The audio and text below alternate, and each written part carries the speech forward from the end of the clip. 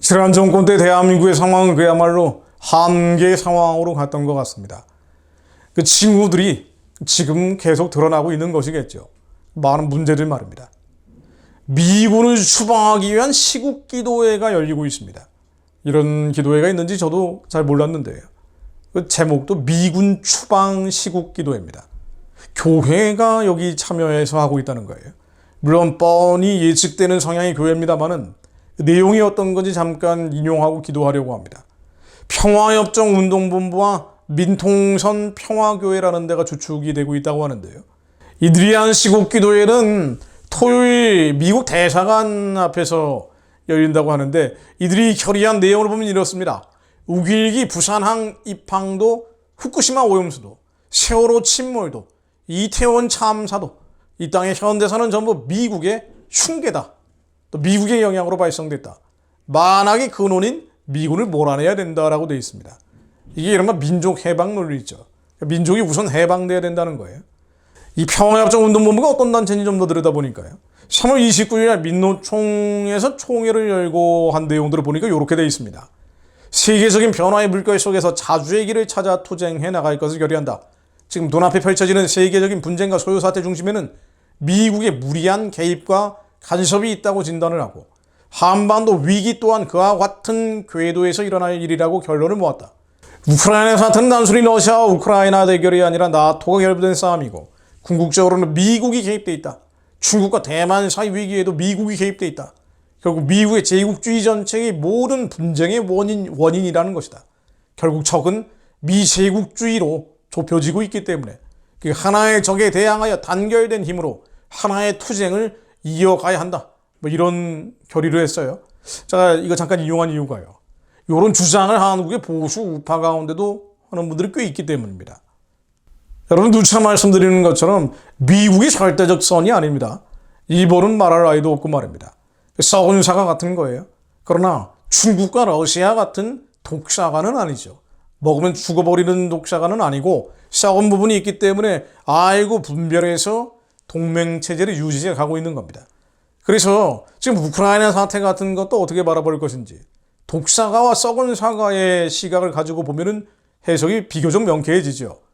이들 이른바 민족해방파. 말이 좋아 민족해방이죠. 사실은 그 NLPDR이라는 거 이것도 뭐 얘기하면 소송 거니까 얘기는 안 하겠습니다만은 어쨌든 이 민족해방을 얘기하는 극좌 세력들 말입니다. 러시아 제국주의는 비판을 안 해요. 그러면서 모든 건 미국 제국주의 때문이다라고 얘기합니다. 침공을 한 건 러시아 아니에요. 대러시아주의에 의해서 푸틴이 침략을 하고 얼마나 많은 사람들이 죽어나갔냐 말이에요. 근데 이건 얘기를 안 하는 겁니다. 오히려 그 뒤에 있는 보이지 않는 미국의 개입이 있다는 음모론을 얘기하는 거죠. 그런데 이걸 한국의 보수 우파도 그대로 따라하고 있는 사람들이 꽤 있더라고요. 제 유튜브 댓글에도 그런 주장을 다른 분들이 꽤 있던데요. 푸틴을 어떻게 그렇게까지 지지를 하는지. 푸틴이 한 짓이 뭡니까? 우크라이나 침공한 지난 500일 동안 무슨 일이 벌어졌습니까? 얼마 전에 7월 2일이죠. 러시아 상원 국제문제위원장인 그레고리 카라신이라는 자가 자기 텔레그램 채널에서 이렇게 얘기했어요. 최근 수년간 우크라이나 어린이 약 70만 명이 자국 영토를 떠나서 러시아에서 피난처를 찾았다고 말입니다. 자, 이게 무슨 얘기입니까? 70만 명 넘는 아이들을 강제로 러시아로 끌고 갔다는 거예요. 그리고 교육한다는 거죠. 친러시아 교육을 세뇌시키고 있다라고 보도가 계속 나오고 있습니다. 작년 7월에 미국이 러시아가 26만 명의 우크라이나 어린이를 강제로 데려갔다고 추정을 했는데요. 이보다 두세 배 늘어난 수치입니다. 국제형사재판소 ICC가 푸틴을 올 3월에 불법적으로 전쟁 범죄를 저질렀다라고 체포영장을 발부한 적이 있죠. 바로 이런 문제들 때문입니다. 민간인과 군인을 가리지 않고 살상하는 행위들. 이건 또 얼마나 심각합니까? 그 용병을 고용하는 이유가 뭐예요? 일반 정규 군인들이 하지 못하는 짓들을 벌이기 때문 아닙니까? 그러니까 민간인과 군인을 가리지 않고 죽이는 데는 용병이 최적이라는 거예요. 그러면서 얼마나 많은 사람들이 죽어나갔습니까? 사상자가 700여 명을 이미 넘어섰고 고향을 등진 난민들, 가정이 파괴된 사람들이 100만 명이 넘습니다. 이런 짓들을 벌인 게 푸틴인데 그런 푸틴의 제국주의 행태에 대해서는 비판하지 않고 그 뒤에 나토와 미국이 있다라는 음모론을 펴는 거예요. 근데 이런 주장을 보수 우파도 따라가는 이거 참 답답하죠. ICC가 이미 러시아 전쟁 범죄에 대해서 조사를 착수한 상태고요.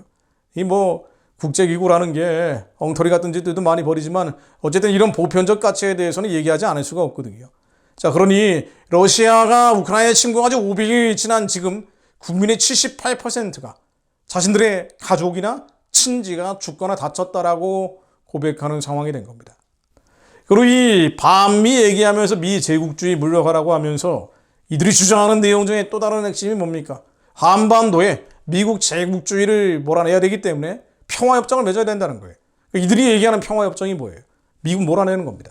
그래서 미국의 제국주의 정책을 반대하는 평화협정을 통해 한반도에서 전쟁을 완전히 끝내고 주한미군을 철수하자. 이 목적으로 만들어진 단체가 지금 기도회까지 열고 있는 겁니다. 그런데도 정말 어이없는 일입니다만은 한국의 유명한 목사님들 가운데 지금도 평화협정 얘기하는 사람들 꽤 많습니다. 분별의 영이 한국교회 지도자들 가운데 부어질 수 있기를 기도합니다.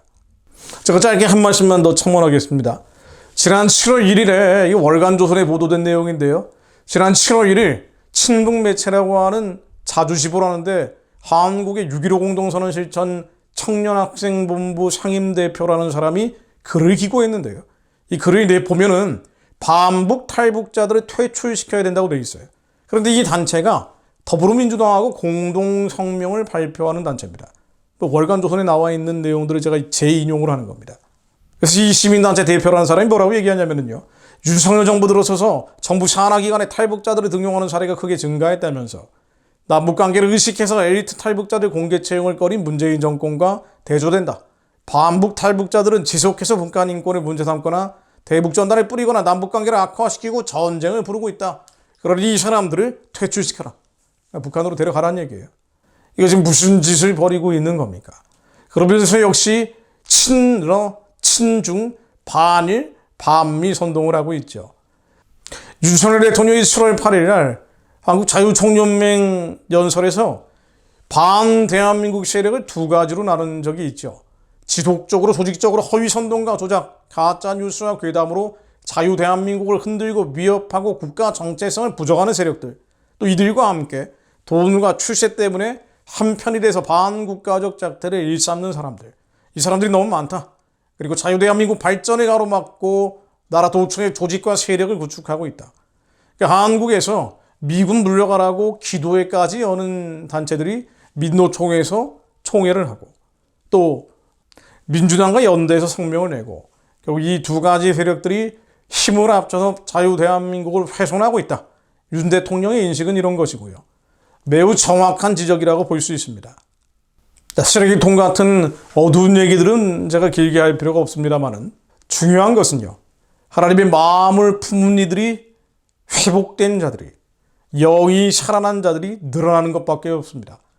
하나님의 마음은 상한 갈대를 꺾지 않으시며 꺼져가는 심지를 끄지 않으시는 겁니다.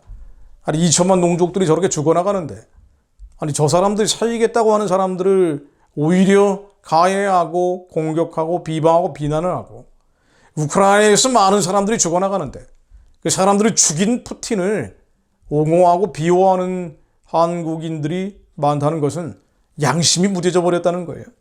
마음이 망가진 사람들이 너무 많다는 겁니다. 사실은 그런 거 지적해봐야 바뀌는 게 아니고요. 우리의 마음이 살아나고 우리의 양심이 살아나서 영이 살아나는 것밖에는 길이 없습니다. 주 여호와의 영이 내게 내리셨으니 이는 여호와께서 내게 기름을 부으사 가난한 자에게 아름다운 소식을 전하게 하려 하십니다. 나를 보내사 마음이 상한 자를 고치며 포로된 자에게 자유를 갇힌 자에게 노임을 선포하며 여호와의 은혜의 해와 우리 하나님의 보복의 날을 선포하여 모든 슬픈 자를 위로하되 무릇 시온에서 슬퍼하는 자에게 화관을 주어 그 죄를 대신하며 기쁨의 기름으로 그 슬픔을 대신하며 찬송의 옷으로 그 근심을 대신하시고 그들이 의의 나무 곧 여호와의 심으신 그 영광을 나타낼 자라 일컬음을 받게 하려 하십니다. 하나님, 저희들에게 예수 그리스도의 긍휼과 자비와 사랑의 마음을 허락해 주옵소서.